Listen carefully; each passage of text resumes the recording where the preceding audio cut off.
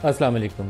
غزہ کے حوالے سے اور مسئلہ فلسطین کے اوپر جو مسلم ممالک اور ٹرمپ یو ایس پریزیڈنٹ کے مابین ایک ایگریمنٹ وہاں ڈیولپ ہوا ہے، اس کی اصل جو روح تب سامنے آئے گی جب فلسطینی ریاست اور اس کا بیت المقدس کے ساتھ ایک وجود جو ہے وہ سامنے آئے، اور ایسی ریاست جو فنکشنل سٹیٹ ہو، یہ نہ ہو کہ اس کے اوپر اسرائیل روزانہ شب خون مار رہا ہو اور لوگوں کا جان و مال، اس کا تحفظ جو ہے وہ ایٹ سٹیک رہے ہمیشہ۔ ایسی صورت میں اگر وہ ریاست جو ہے ایک وائبل سٹیٹ کے طور پر سامنے نہیں آتی تو مڈل ایسٹ میں کبھی بھی امن نصیب نہیں ہوگا۔ پہلی قسط کے اندر جو انہوں نے انڈرسٹینڈنگ ڈیولپ کی، اس کے نتیجے میں ان کے قیدی تو رہا ہو گئے، لیکن ابھی تعمیر نو کا ایک بہت بڑا چیلنج باقی ہے، اور اس میں مسلم دنیا کو مؤثر طریقے سے اپنا کردار ادا کرنا پڑے گا۔ ٹرمپ کے ساتھ تصویریں کھنچوانا آسان ہے، اس کے کہے کے اوپر وہ 20 نکات بھی جو واشنگٹن نے ڈکٹیٹ کیے ہیں اور اس کے اوپر اسرائیل کی رضامندی شامل تھی، اس کے اوپر بھی سر تسلیم خم کرنا آسان ہے۔ اب لیکن لوگوں کے جان و مال کا تحفظ اور ان کی ریکنسٹرکشن ورک کے اندر مدد کرنا، ان کی سیکیورٹی کو یقینی بنانا، وہ سارے ان مسلم ممالک کی ذمہ داری ہے جو کل اس پیس ایکارڈ کے اندر موجود تھے۔ پیس ایکارڈ کے اندر ایک اور انٹرسٹنگ ڈیولپمنٹ پاکستان کے حوالے سے، پہلے تو پاکستان کا جو رول تھا مسئلہ فلسطین کے حوالے سے 6 یا 7 ملکوں کے ساتھ جب ٹرمپ نے پہلی ملاقات کی تو اس میں بھی پاکستان موجود تھا۔ پاکستان اس لیے تھا کہ پاکستان اور سعودی عرب کے مابین جو ایک ڈیفنس پیکٹ ہوا ہے، اس کے بعد پاکستان کا ایک سگنیفیکنٹ رول بن جاتا ہے مڈل ایسٹ کے حوالے سے۔ اور گزشتہ روز بھی شرم الشیخ کے اندر جو میٹنگ تھی، اس میں نہ صرف پاکستان کی موجودگی نے پاکستان کے وقار میں اضافہ کیا، وہاں پہ پاکستان کی رسپانسبلٹی بھی بڑھ جاتی ہے۔ رسپانسبلٹی اس لیے بڑھ جاتی ہے کہ جب آپ ایک پلیئر کے طور پر مڈل ایسٹ میں جاتے ہیں تو آپ کو بہت ساری چیزوں کی ذمہ داری اٹھانی پڑے گی اور نبھانی بھی پڑے گی۔ لیکن ٹرمپ نے وہاں پاکستان کے حوالے سے کچھ ایسے سٹیٹمنٹس دیے جو بہت ہی پازیٹیو تھے۔ پاکستانی پرائم منسٹر کے ساتھ ان کا انٹریکشن وہ بڑا اچھا تھا، وارملی گریٹ کیا انہوں نے دونوں نے ایک دوسرے کو، لیکن وہاں پر فیلڈ مارشل کا تذکرہ بہت ہی مثبت انداز میں ہوا۔ سنیے پہلے ٹرمپ نے کہا کیا۔ Prime Minister Sharif of Pakistan, and also I have to say my favorite field marshal from Pakistan, who's not here, but the Prime Minister is here and you're going to give his regards. اب Trump صاحب I love Pakistan, great man, great gentleman, اور وہاں سے انہوں نے کہا میرے favourite field marshal. اب یہاں پہ فیلڈ مارشل کے لیے بھی ایک بہت بڑی ذمہ داری ہے۔ پاکستان نے ماضی میں مختلف ادوار میں امریکہ کا فرنٹ لائن الائی بن کے بہت سی مسٹیک کی ہیں۔ سیٹو اور سینٹو کے ہم رکن بنے، یہاں سے U2 اڑتا رہا، پھر جہاد افغانستان کے دنوں میں جنرل ضیاء صاحب جو تھے وہ امریکہ کے کیمپ میں چلے گئے، پھر جنرل مشرف 9/11 کے بعد وہ جہادی جن کو پہلے تیار کیا گیا تھا ان کو خاتمہ کرنے کے لیے دوبارہ میدان میں اترے۔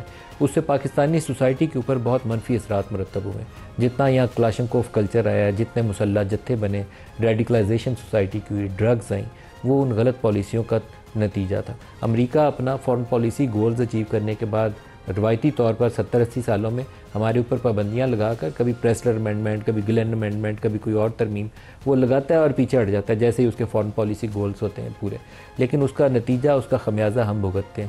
تو اب جو بھی انگیجمنٹ ہو پاکستان کی، وہ دونوں کے مفاد میں ہونی چاہیے، دونوں کے لوگوں کے تحفظ کے لیے، ان کی ویل بینگ کے لیے اور پراسپیرٹی کے لیے، اور لانگ ٹرم بیسز اس کی ہونی چاہیے، شارٹ ٹرم گولز کے لیے نہیں ہونا چاہیے کہ انہیں اگر کوئی ایک قندھار بیس پسند ہے یا کوئی اور جگہ انہیں پسند آ گئی ہے تو اس کے لیے وہ آگے آ رہے ہیں تو اس کے لیے ہماری انگیجمنٹ نہیں ہونی چاہیے۔ ہمارا ہی ہونا چاہیے بائی لیٹرل اکنامک ڈیولپمنٹ، جس میں پاکستان کے لیے لانگ ٹرم گینز کیا ہیں۔ تو مین اسی سے آج سٹارٹ کریں گے، اور دوسرا KP کے حوالے سے پشاور ہائی کورٹ نے بڑے واضح انداز میں فیصلہ دے دیا، اور کل کبھی امکان یہ ہے کہ سہیل افریدی اپنے عہدے کا حلف اٹھا کر چیف منسٹر منتخب ہو جائیں گے، منتخب تو ہو چکے ہیں لیکن عہدے کا حلف اٹھا لیں گے، تو دوسرے ایشو کو بھی ٹچ کریں گے۔ آج پروگرام میں ہمارے ساتھ شرکا ہیں جنرل طارق، ریٹائرڈ ہیں، اور اس کے علاوہ معروف ڈیفنس اینالسٹ ہیں۔ جنرل صاحب بہت شکریہ آپ ہمیں جوائن کر رہے ہیں۔ خرم دستگیر خان سینئر رہنما ہیں PMLN سے، سینیٹر ولید اقبال صاحب پاکستان تحریک انصاف کے رہنما، اور حافظ حمداللہ صاحب JUI کے رہنما، سب کو پروگرام میں خوش آمدید کہتے ہیں۔ جنرل طارق صاحب میرے فیوریٹ فیلڈ مارشل، پھر انہوں نے ان کے لیے گریٹ جینٹل مین، گریٹ مین، آئی لو پاکستان، تو ایک نئی ڈائمنشن ٹرمپ کے اس سیکنڈ ٹرم میں شروع ہوئی ہے۔ پچھلے دور میں ہمارے اوپر وہ الزام تراشیاں کرتے تھے، انگلی اٹھاتے تھے، کیا چیز ایسی نہیں ہوئی جسے یہ چینج آئی؟ دیکھیں جیسے قرآن شریف میں دیا ہوا ہے نا کہ وہ تو عز و من تشاء و تو ذل و من تشاء، وہ جسے چاہے عزت دے، جسے چاہے ذلت دے، چاہے انڈیویجول بیسس پہ یا کولیکٹیولی۔ تو اگر فیلڈ مارشل صاحب کا وہ نام لے رہے ہیں تو وہ فیلڈ مارشل پاکستان کے ہیں، پاکستان ملٹری کے ہیں، تو انویریبلی اس کا مطلب یہ ہے امپلیکیشن کہ پاکستان کا نام لے رہے ہیں۔ اور ہمارے پرائم منسٹر شہباز شریف صاحب بھی دیکھیں ان کے بالکل پیچھے کھڑے ہوئے ہیں، اور جیسے آپ نے کہا کہ where is my favourite field marshal, یہ تو انہوں نے اپنے کسی جرنیل کے لیے نہیں کہا، بٹ پاکستان کو اللہ تعالیٰ نے جو مقام دیا ہے یہ صرف امریکہ نے نہیں دیا. آپ دیکھیں ہمارے فیلڈ مارشل کو چائنا نے بھی انپریسیڈنٹڈلی بلا کے ایس سی او میں بٹھایا اور وکٹری پریڈ ڈے میں بھی بٹھایا. سعودی عربیہ کے ساتھ ہمارا جو اسٹریٹجک میوچل ڈیفنس ایگریمنٹ ہوا اس میں بھی فیلڈ مارشل صاحب کو بلایا گیا اور ان سے علیحدہ بھی 1-to-1 میٹنگ ہوئی. تو ہمیں اپنی آرم فورسز کی قدر کرنی چاہیے. پاکستان کا جو مقام ہے یہ پاکستانی عوام اور پاکستانی افواج نے حاصل کیا ہے، اور پاکستانی افواج کا پاکستانی عوام سے دلی رشتہ ہے. وہ پاکستانی عوام کی امنگوں کی ترجمان ہے. ہر ایک پاکستانی کی حفاظت پاکستان فوج کا یہ فرض ہے، اور اس نے تو ہمیں اپنے اس ادارے کی قدر کرنی چاہیے. اور جیسے آپ نے کہا کہ ماضی کی مثالیں دی، ہمیں اسے سیکھ کے آگے چلنا چاہیے اور یہ ذہن میں رکھنا چاہیے کہ جو ملکوں کے تعلقات ہیں یہ میوچل انٹرسٹ پہ ہوتے ہیں. اب یہاں پہ امریکہ کی جو انٹرسٹ ہے، جیسے آپ کو پتہ ہے کہ وہ اسٹریٹجک منرلز ہیں اور ریئر ارتھ میٹلز ہیں، کیونکہ دنیا کے 90% جو ریئر ارتھ میٹلز ہیں، کریٹیکل منرلز ہیں، وہ چائنا کے پاس ہیں. ان کا پروسیسنگ پلانٹس وہاں پہ ہیں. اب ہمارے ہاں یہ پڑے ہوئے ہیں گلگت بلتستان میں، بلوچستان میں، تو ہم نے اس سے فائدہ نہیں اٹھایا. اب امریکن ہمیں بتا رہے ہیں کہ بھائی یہاں تو ٹریلینز آف ڈالر کے پڑے ہوئے ہیں. آپ اینٹی منی کا نام لیں، آپ کوبالٹ کا نام لیں، سونا، چاندی، تانبا، جپسم، کوئلہ، گرینائٹ، یہ تو پہلے ہمیں پتا تھا کوئی بلوچستان بھرا ہوا ہے. ایون کوبالٹ کا پتہ چلا کہ چنیوٹ میں ہے. تو پاکستان جو اسلام کے نام پہ بنا ہے ندیم بھائی، تو کیا اللہ تعالیٰ نے یہ خزانے نہیں رکھے ہوں گے؟ اور یہ فارملی بتا دیا گیا کہ 68 to 70% آف پاکستان معدنیات سے بھرا ہوا ہے. ہمیں اس بات کا احساس ہونا چاہیے کہ یہ جو ملکوں کی انٹرسٹ ہے، پرسنالٹی ڈو میٹرز. جیسے ایوب خان اپنے زمانے میں ان کے جانسن وغیرہ کے ساتھ کلک کر گئے تھے. اب فیلڈ مارشل صاحب ہمارے اپنے کریکٹر کی وجہ سے کہ جو کہتے ہیں اس پہ کھڑے رہتے ہیں، وہ پروو کرتے ہیں. اور وہ جیسے بار کے حق میں جو انہوں نے کہا کہ ہمارا جواب جو ہے سوئفٹ ہوگا، پینفل ہوگا. اب انہوں نے انڈیا کو کہا ہے کہ ہمارا جواب سوئفٹ ہوگا اور ڈیسائسو ہوگا، ہم آر یا پار کریں گے، ہم آپ کا وجود مٹا دیں گے. تو ٹرمپ بہادر بندوں کی اور جو لیڈرشپ کوالٹیز والے ہوتے ہیں، آئرن مین، ان کی قدر کرتا ہے.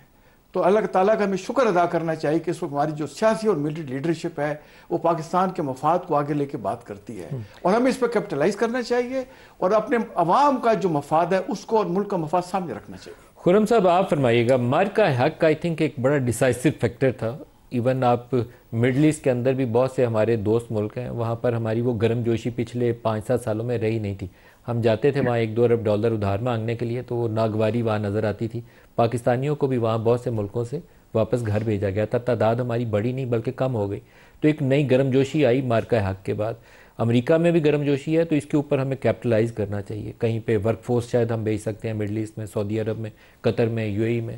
امریکہ کے ساتھ آپ کی بائی لیٹرل ٹریڈ اور انویسٹمنٹ کی ڈیلز ہو سکتی ہیں. آف شور آئل ڈرلنگ کے اوپر وہ پہلے بات کر چکے ہیں. تو دیر آر مینی اپرچونیٹیز، لیکن ہمیں ڈیفنس اور سیکورٹی میٹرز کے اوپر بہت احتیاط برتنی پڑے گی. جی، 2 باتیں جی اس میں اہم جو سامنے رکھنی ہے. ایک تو جہاں تک ڈیفنس اور سیکیورٹی میٹرز ہیں، ہمیں ہمیشہ یاد رکھنا ہے کہ ہمارا جو لانگ ٹرم پارٹنر ہے وہ چین ہے، اور چین کی جو عسکری حمایت تھی اس نے ہمیں ایک مارکہ حق میں ہماری افواج کی مہارت بھی اور چین کا جو تعاون تھا اس نے پاکستان کو وہ ایک عظیم فتح دلائی، جس کی وجہ سے ہماری جو ایک قومی طاقت پوشیدہ تھی وہ بالآخر دنیا پر ظاہر ہوئی، اور دنیا نے اس کو ایکنالج بھی کیا ہے. ہم نے سے اپنے سے 10 گنا بڑے ہندوستان کو شکست دی. اور اس میں اہم بات یہ تھی کہ جس کی طرف آپ نے اشارہ کیا، میں صراحت سے کہہ دیتا ہوں کہ پوری دنیا کا خیال تھا کہ پاکستان تو ہے تباہ حال ہے اور غریب ہے اور ہر وقت اس کو جو ہے وہ امداد کی ضرورت ہوتی ہے. اور پچھلے 10 سال سے امریکہ نے کوئی قابل ذکر ہتھیار پاکستان کو نہیں دیے. اس کے باوجود مارکہ حق میں یہ فتح حاصل کرنا جو ہے اس نے دنیا کو حیران کیا ہے کہ پاکستان جو ہے جس کے پاس امریکی ہتھیار نہیں تھے اس نے اپنے سے کئی گنا سوفسٹیکیٹڈ اور بڑی فوج کو شکست دی. تو پاکستان کے ریاست کے اندر وہ طاقت اور جرت موجود تھی جو سامنے آئی، اور اس کا پوری دنیا نے ایکنالج بھی کیا.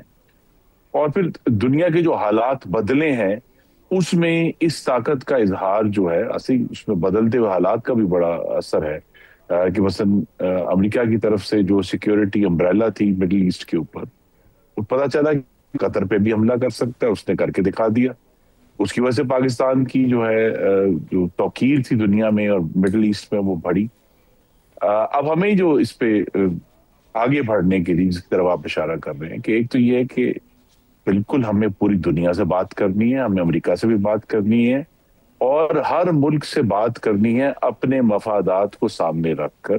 تو لہذا پاکستان کی جو obbligations ہیں فورن کنٹریز سے، جو روایتی طور پہ ندیم صاحب ہم نے بڑی غیر ذمہ داری سے اپنے اوپر لے لی تھی، اب آگے بڑھتے ہوئے بہت احتیاط سے اور زیادہ فوکس جو ہے وہ اپنی معاشی طاقت کو بڑھانے کے لیے، انویسٹمنٹ لانے کے لیے، اور ساتھ ہی ایک اللہ تعالیٰ نے موقع دیا ہے کہ ہم اپنے اندرونی معاملات خرم کو صاحب بھی ایک درست کر سکیں. چائنیز جو ان کے فارن منسٹری کے اسپوکس پرسن ہیں، ان کا ایک سٹیٹمنٹ ہے اور وہ اچھا سٹیٹمنٹ ہے. انہوں نے کہا کہ پاکستان نے یہ جو ایک سیمپل تھا کچھ ریئر ارتھس کا ٹرمپ کو دیا، تو اس کے بعد چائنا سے کچھ لاز کی امینڈمنٹ ہوئی تھی کہ ایکسٹریکشن کا جو مٹیریل ہے وہ انہوں نے اس کے اوپر کچھ ایکسپورٹ کنٹرول عائد کیے تھے.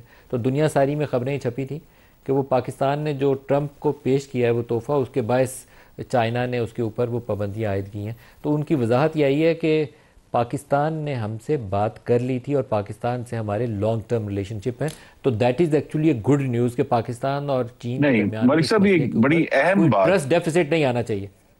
نہیں، اہم بات یہ ہے اور اس پہ درست کہا جنرل صاحب نے، اللہ تعالیٰ کا بہت شکر ادا کرنا ہے ہمیں کہ پاکستان ایک سفارتی سطح پہ ایسی پوزیشن میں ہے جہاں چائنا کی طرف سے بھی ون ون ہے. چائنا کی طرف سے کوئی رکاوٹ نہیں ہے کہ ہم امریکہ کے ساتھ تعلقات کو بہتر نہ کریں، اور کم از کم کچھ عرصہ کے لیے امریکہ کی طرف سے بھی کوئی ایسی شرط نہیں ہے کہ ہم چائنا کے ساتھ اپنے تعلقات کو بہتر نہ کریں.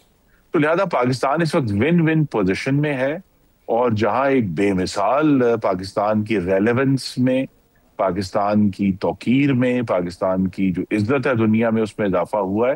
تو یہ موقع ہے کہ ہم اپنے اندرونی معاملات کو بھی، خاص طور پہ اکانومی میں جو ریفارم کرنا ہے اس کو لے کر آگے بڑھیں، تاکہ جو باہر سے انویسٹمنٹ ہم اٹریکٹ کر رہے ہیں اور انشاءاللہ کریں گے، اس کا پھر جو ہے پاکستان کے رہنے والوں کو بھرپور فائدہ پہنچایا جا سکے.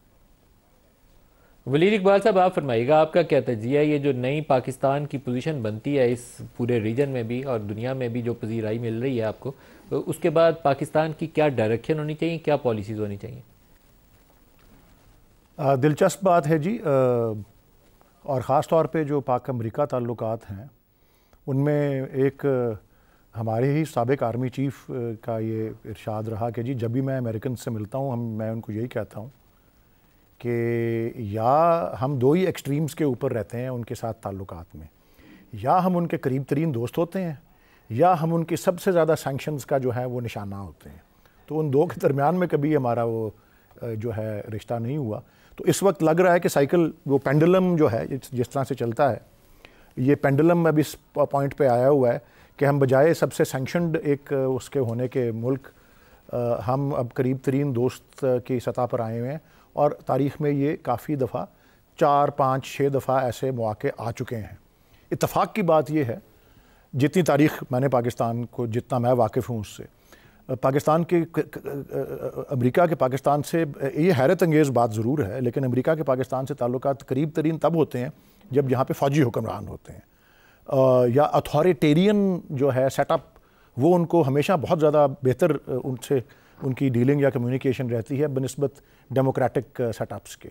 اور یہ جو ہماری دوستی کی پینگیں بہت بڑھتی رہیں مختلف مراحل پر، ان کا، اور یہ میں سوچ سمجھ کے بات عرض کر رہا ہوں کیونکہ ابھی آپ کی پروگرام کے شروع میں جنرل طارق نے بڑی تفصیل سے بات کی اور بتایا کہ جی کس طرح سے جو پاکستان کی افواج کا جو ہے پاکستان کے عوام کے ساتھ ایک دلی رشتہ ہے، لیکن پاکستان کے جو فوجی حکمران رہے اور ان کے جو ادوار تھے، جن میں تعلقات جو تھے وہ عروج پر تھے امریکہ کے ساتھ، ان تمام مواقع پہ صرف ایک بہت محدود اشرافیہ ہی پاکستان کی تھی جو اس سے بینیفٹ کرتی رہی، یا امریکہ بینیفٹ کرتا رہا اپنے طریقے سے، اپنی اسٹریٹجی سے، اپنی جو اس کے انٹرسٹس تھے ان کی فروغ سے وہ فائدہ اٹھاتا رہا، یا پھر ایک پاکستان میں ایک محدود سی اشرافیہ، مطلب اللہ کرے کہ عوام سے ایسا تعلق پیدا ہو، یہ ان تعلقات کا، یہ جو بیرونی تعلقات ہمارے ہیں، کہ واقعی ہمارا جو تتر بتر ایک صحت کا نظام ہے وہ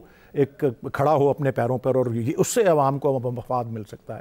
یا پاکستان کا نظام تعلیم جو ہے، یہ وہ، میں صرف یہ کہہ رہا ہوں کہ محض جو ہے ملٹری ہارڈ ویئر یا ملٹری سپورٹ جو ہے ان سے ہی نہیں عوام کا فائدہ ہوتا. آف کورس سب کو چاہیے کہ ایک مضبوط ملک ہو، اس کا دفاع مضبوط ہو، اس کی قومی سلامتی جو ہے وہ جو ہے ایسی ہو جس پہ کوئی انگلی نہ اٹھائے اور کوئی جرت نہ کرے، اور اگر کرے تو پھر ان کو جواب ملے، جس طرح کا ملتا رہا ہے پلوامہ کے بعد بھی اور پہلگام کے بعد بھی. بالکل ایسا ہی ہے. لیکن میں تھوڑا سا محتاط ہی رہوں گا پاکستان کی تاریخ کو پیش نظر رکھتے ہوئے امریکہ کے تعلقات کے حوالے سے، کہ اس میں کس طرح کے سی سوز یا سائیکلز یا پینڈلم شفٹس آتے رہے ہیں، اور اس کا ابھی تک پاکستان کے یہ 75 76 80 سال کے قریب ہونے والے ہیں، اس میں ہمیشہ بڑا ایک، بلکہ فائدہ امریکہ کو زیادہ ہوا ہے، پاکستان کو تو نقصان ہی اٹھانا پڑا ہے. گفتگو لمبی ہو جائے گی، لیکن وہ U2 انسیڈنٹ پہ یہ تھا کہ جی امریکہ کا پائلٹ پکڑا گیا، وہ بڑا بیر سے پشاور کے قریب سے وہ اڑا وہاں سے، تو کروسچاو نے ہمارے سفیر کو بلا کر ماسکو میں کہا کہ پشاور کو ہم نقشے سے مٹا دیں گے دنیا کے. وہ ایک بہت بڑی طاقت تھی اس وقت سوویت یونین. اس طرح کے بھی ہوئے واقع. 1962 میں چین اور امریکہ کی، چین اور انڈیا کی جنگ ہو رہی تھی، پاکستان ایک چٹکی بھر میں کشمیر کو آزاد کروا سکتا تھا، لیکن ایوب خان جو ہے امریکہ ہی کے، وہ جیکی کینیڈی کے اس میں آ کر کے اور کینیڈی کے اس میں دباؤ کے اندر انہوں نے وہ نہیں چھیڑا. اور پھر 1965 کے اندر کس طرح سے مایوس کیا امریکہ نے جب جنگ ہوئی پاکستان کی اور ہندوستان کی، تو انہوں نے دونوں ممالک کے اوپر سینکشنز لگا دی. 1971 کے اندر کیا ہوا، ایک فوجی بیڑے کو ادھر سے ادھر موو کیا، سب سمجھتے تھے کہ مدد کو امریکہ آئے گا، لیکن امریکہ کا فوکس سرد جنگ میں سوویت یونین کے خلاف تھا. پاکستان سمجھتا تھا کہ جی کشمیر کے اوپر امریکہ ہماری مدد کرے گا. تو یہ میں نے بڑی آپ کو جھلکیاں دی ہیں. جنرل ضیاء کے وقت میں کیا ہوا، وہ ایک انہوں نے اپنی، اور ساری پاکستان، حافظ صاحب کو بھی شامل کر لیں. جی جی، میں بس یہی آپ کو بتانا چاہ رہا ہوں. یہ اور جنرل مشرف کے زمانے میں کیا ہوا، یہ 2-3 سوال میں چھوڑ رہا ہوں بس. جب تعلقات عروج پر تھے. جی جناب، آپ کیا کہتے ہیں کہ پاکستان کا مڈل ایسٹ کے اندر رول اور نیا گلوبل جو پاکستان کی پوزیشن ہے اس کو سامنے رکھتے ہوئے کیا حکمت عملی ہماری ہونی چاہیے کہ پاکستان کا مفاد وہ سر فہرست رہے؟ نہیں دیکھیے، میں عرض کر لوں ندیم صاحب، یہ جو گلوبلائزیشن کی بات ہم کرتے ہیں، یہ گلوبلائزیشن کا مطلب ہے امریکنائزیشن، یعنی پوری دنیا میں یا پوری دنیا کی سیاست پر، پوری دنیا کی حکومت پر، پوری دنیا کی وسائل پر امریکہ کا تسلط تسلیم کرنا، ان کی پالیسیوں کو پوری دنیا پر تونپنا. اس امریکنائزیشن کو دنیا نے اور ہم بھی اس کے ساتھ مل کے اس کو گلوبلائزیشن کا نام دیتے ہیں، لیکن یہ امریکنائزیشن ہے ایک بات. دوسری بات یہ ہے کہ ہم چاہتے ہیں، جمعیت علماء اسلام چاہتی ہے کہ پاکستان ایک مضبوط ملک ہو، اندرونی طور پر بھی اور بیرونی طور پر بھی.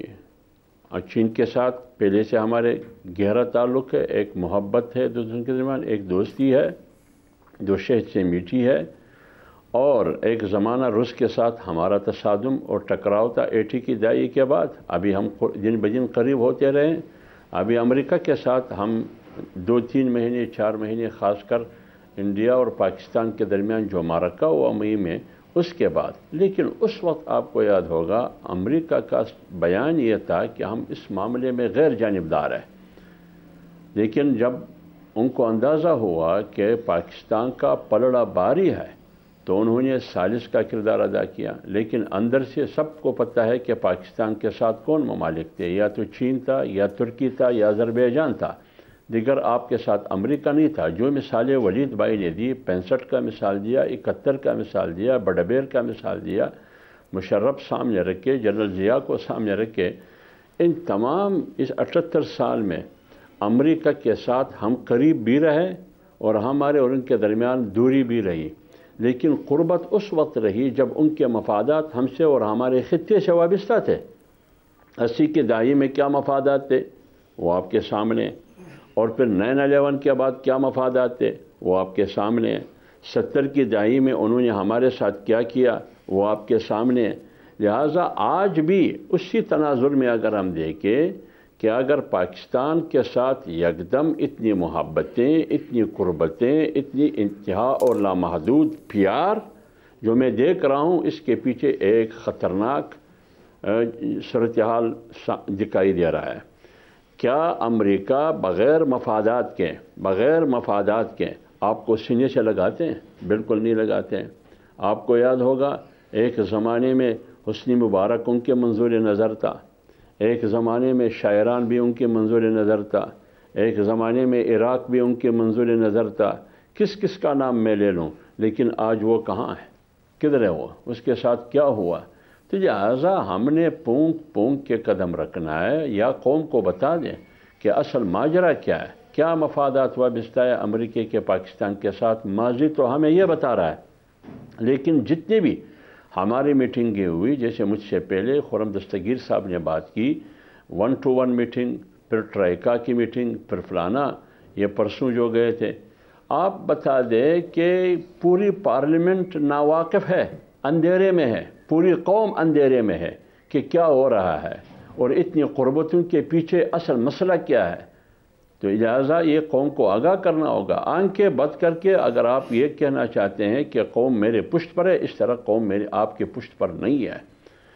کیونکہ 78 سال ہمیں وہ سبق سکھایا گیا ہے کہ امریکہ کبھی بھی ہمارا دوست نہیں ہوا ہے، نہ ہمارا دوست ہو سکتا ہے۔ آج ایک مہینے میں 78 سال کی سبق آپ کیسے چاہتے ہیں کہ وہ قوم بھول جائے؟ یہ سبق وہ نہیں بھولے گی۔ لہذا قوم کو آگاہ کرنا چاہیے۔ تجربات تو ہمیں یہ دکھا رہے ہیں کہ ہمیشہ امریکہ نے اپنے مفادات ہم سے حاصل کی ہے، پھر مار کٹائی بھی ہماری ہوئی ہے۔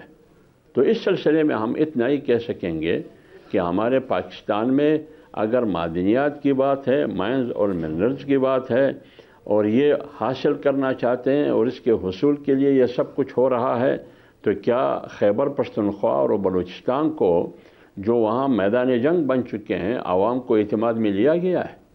کیا پارلیمنٹ کو اعتماد میں لیا گیا ہے، جس کو ہم 47 فارم کا پارلیمنٹ کہتے ہیں؟ نہیں لیا گیا ہے۔ تو فیصلے پھر کہاں ہوتے ہیں اور کون کرتے ہیں؟ تو یہ تمام سوالات ہیں، ان سوالات کا جواب تو دینا پڑتا ہے۔ بریک سے واپسی پہ سٹارٹ کرتے ہیں، بریک لے لیں، ہمارے ساتھ رہیے گا۔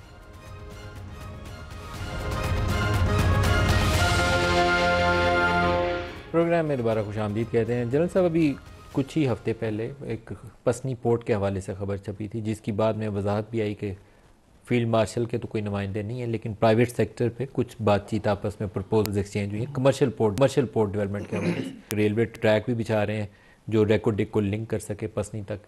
اب یہ سچویشن ایک بنتی ہے ہمارے سامنے، جہاں پر آپ کمرشل اور بزنس ریلیشن شپ کو لانگ ٹرم بیسس پہ وہ بھی بنا سکتے ہیں اور وہ امریکہ کی جھولی میں بھی جا سکتے ہیں۔ ہمارا اپروچ کیا ہوگی؟ پیور بزنس انٹرسٹ جہاں پاکستان کا مفاد ہو، یا اتحادی جیسے ماضی میں بنتے رہے؟ دیکھیے، ہماری جو پاکستان کی نیشنل انٹرسٹ ہے اس کو دیکھ کے فیصلے اب ہوں گے، اور جو موجودہ قیادت ہے، خاص طور پہ میں جانتا ہوں فیلڈ مارشل صاحب، وہ سارے فیصلے ایسے ہی کر رہے ہیں۔ اب سی پیک میں تو دیکھیں نا، الحمدللہ ہم کافی فیز 2 لانچ ہو گیا ہے، جس میں ایگریکلچر ہے، جس میں انڈسٹریز ہے، جس میں آرٹیفیشل انٹیلیجنس ہے، اور جس میں جو ہے ایک نیکسٹ لیول کی جو ہماری ہے ان کے ساتھ، چائنا کے ساتھ کوآپریشن سٹارٹ ہو چکی ہے۔ اب جہاں تک پسنی کی خبر آئی، دیکھیں آپ کس طریقے سے فارن ڈائریکٹ انویسٹمنٹ امریکہ سے پاکستان میں لائیں گے۔ یہ تو پاکستان کے لیے بڑی آئیڈیل سچویشن ہے کہ چائنا بھی انویسٹ کر رہا ہے، امریکہ بھی انویسٹ کرنا چاہ رہا ہے، سعودی عربیہ بھی انویسٹ کر رہا ہے، قطر بھی انویسٹ کرنا چاہتا ہے، رشیا بھی انویسٹ کرنا چاہتا ہے۔ تو اور آپ کو کیا چاہیے؟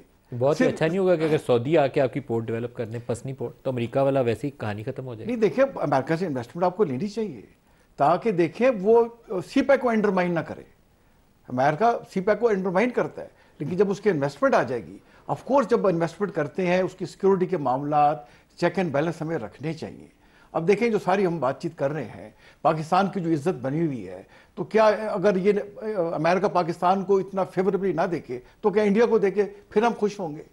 ہم نے کرنا یہ ہے ندیم بھائی دیکھیں اتحادی بن کے نا پاکستان کا کہیں مفاد کمپرومائز نہ ہو تو پھر تو پاکستان کے لیے ون ون سچویشن ہے. لیکن مشرف دور میں یہ ہوا تھا کہ ہم نے 3 ایئر بیسز دے رہی ہوں. میں جنرل شاہد عزیز صاحب کا انٹرویو کیا تو انہوں نے مجھے جیکب آباد ایئر بیس کی کہانی بتائی کہ ہم وہاں گئے تھے, انہوں نے اندر بھی انٹر نہیں ہونے دیا. He was in service general.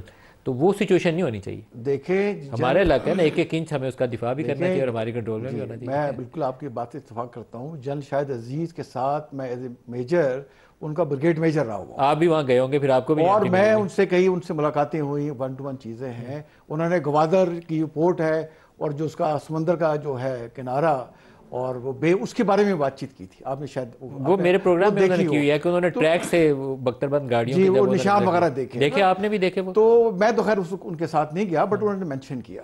تو شاہد عزیز صاحب کے ساتھ میری بے تحاشا ملاقاتیں ہوئیں اور جیسے آپ کو پتہ ہے کہ ایک بریگیڈ اور بریگیڈ میجر کا بریگیڈر کا جو تعلق ہوتا ہے میں ڈیلی بیسس پر ان کے ساتھ دیکھیں.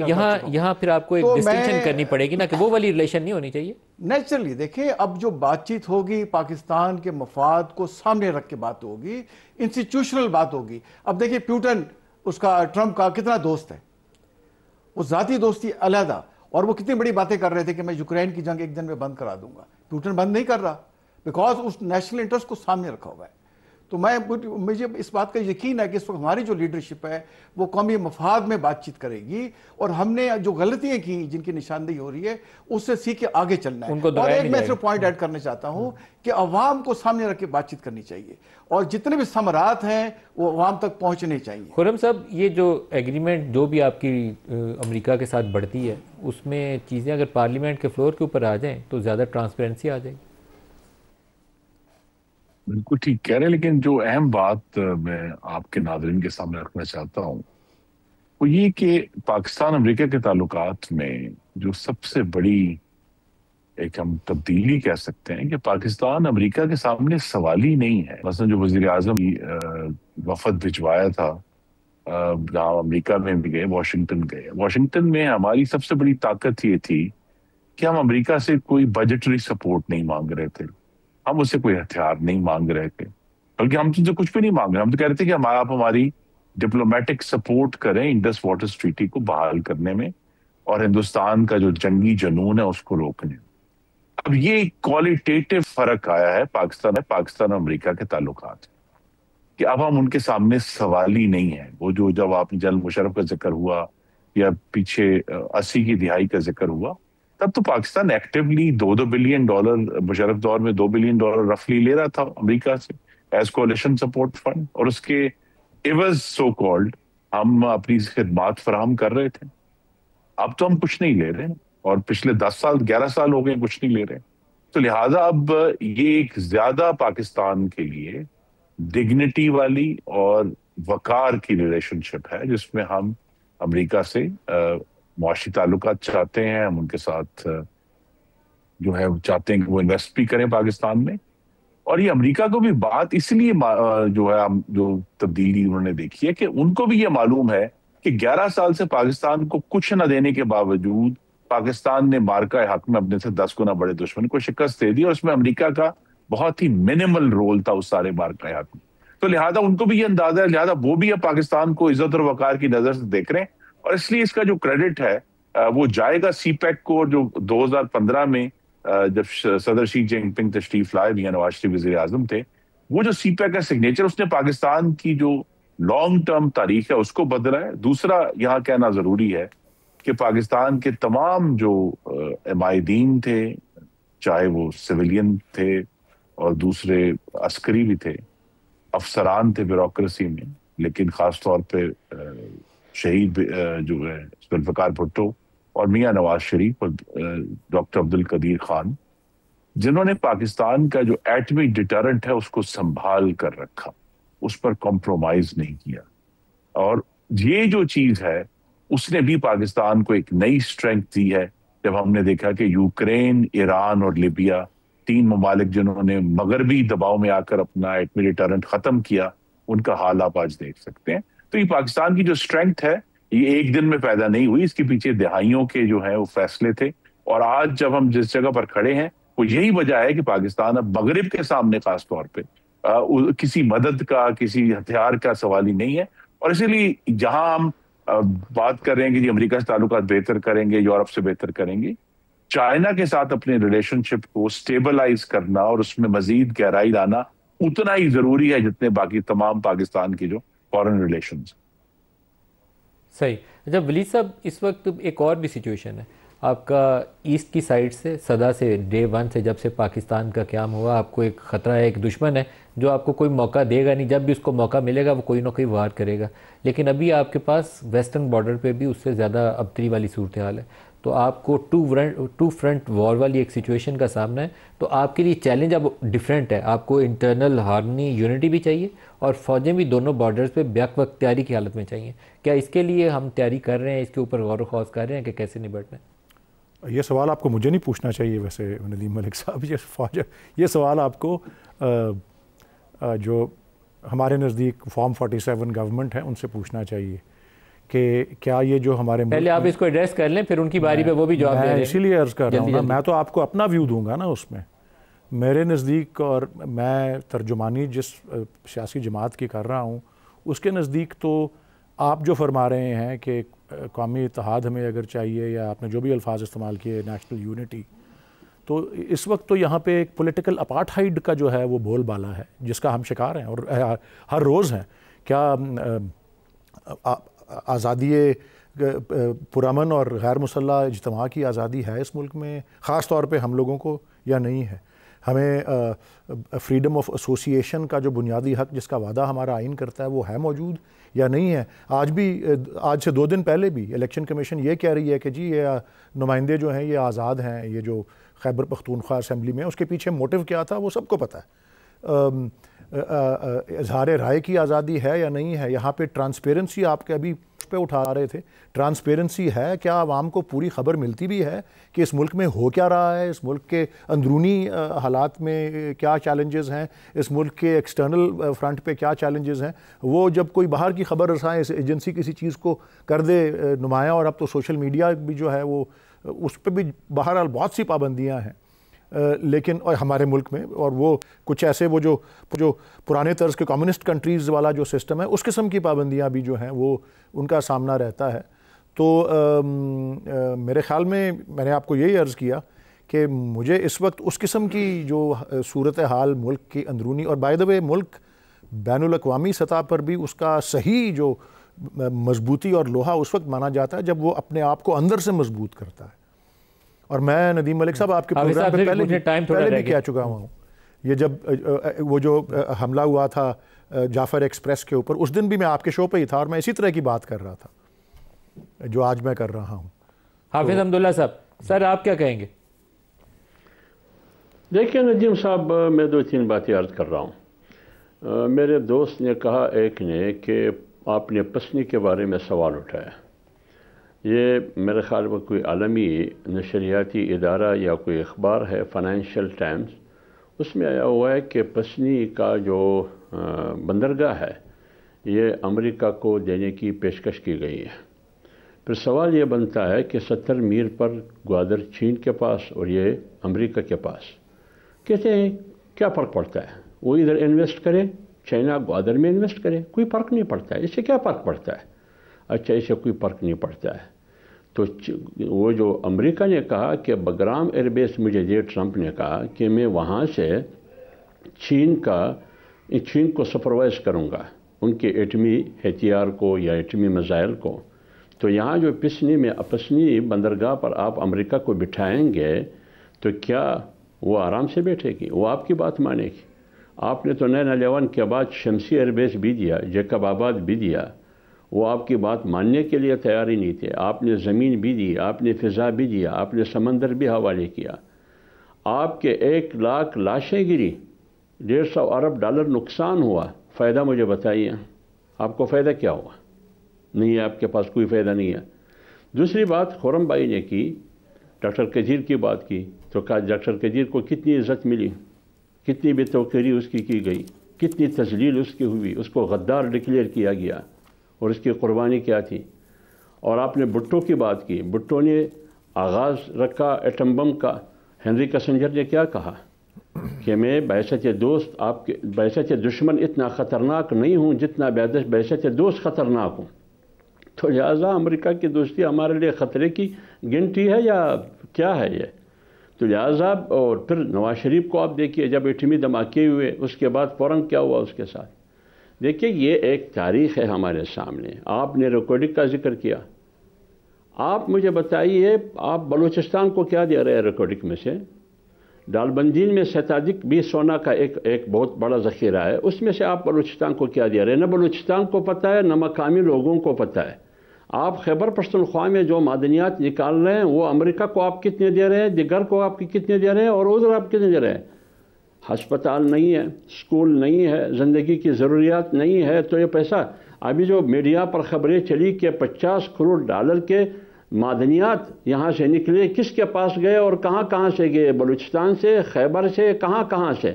کسی کو بھی پتہ نہیں ہے. یہ قومی مفاد ہے. اب یہ قومی مفاد ہے، یہ قومی مفاد نہیں ہے. یہ قومی مفاد کا فیصلہ کون کرے گا؟